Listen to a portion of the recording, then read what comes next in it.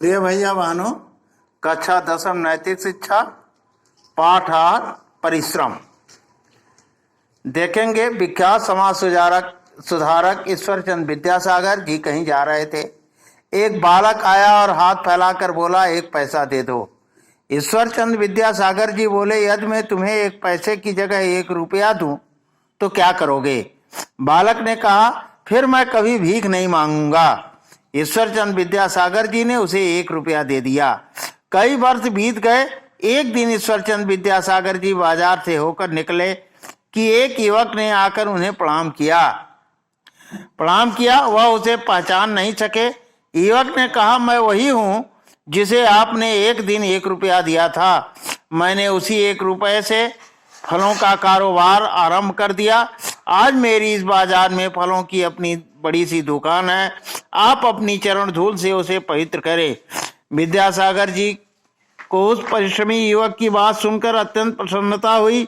वे उसकी लगन और परिश्रम को देखकर भाव विभोर हो गए।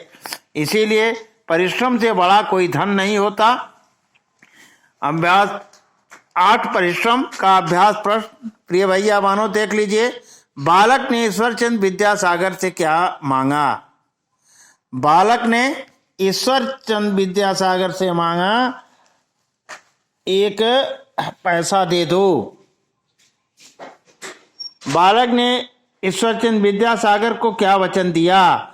बालक ने ईश्वरचंद विद्यासागर को वचन दिया कि यदि आप 1 रुपया दे दोगे तो मैं कभी भीख नहीं मांगूंगा।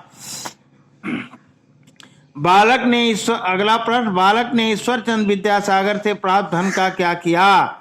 बालक ने ईश्वरचंद विद्यासागर से प्राप्त धन को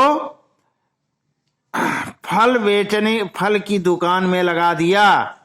अगला प्रश्न, बालक से मिलकर ईश्वरचंद विद्यासागर क्यों भाव विभोर हो गए? क्योंकि उस 1 रुपये की बदौलत बालक ने एक बड़ी सी और अच्छी सी दुकान फलों का खोल लिया था। रिक्त स्थानों को भरे।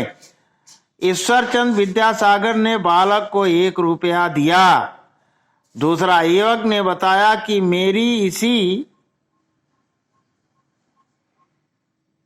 बाजार में अपनी एक फल की दुकान है। युवक ने प्रार्थना की कि आप अपने चरण रस से मेरी दुकान को पवित्र कर दें। अगला, ईश्वरचंद विद्यासागर युवक की परिश्रम और भाव को देखकर भाव विभोर हो गए। प्रिय भैया बहनों, आज के लिए बस इतना ही। देह एक रथ है, इंद्रिया उसमें घोड़े, बुद्धि सारथी और मन लगाम है। इसलिए मन को नियंत्रित करके रखें। प्रिय भैया बहनों, आज के लिए कथानक परिश्रम बस इतना ही। तब तक के लिए धन्यवाद।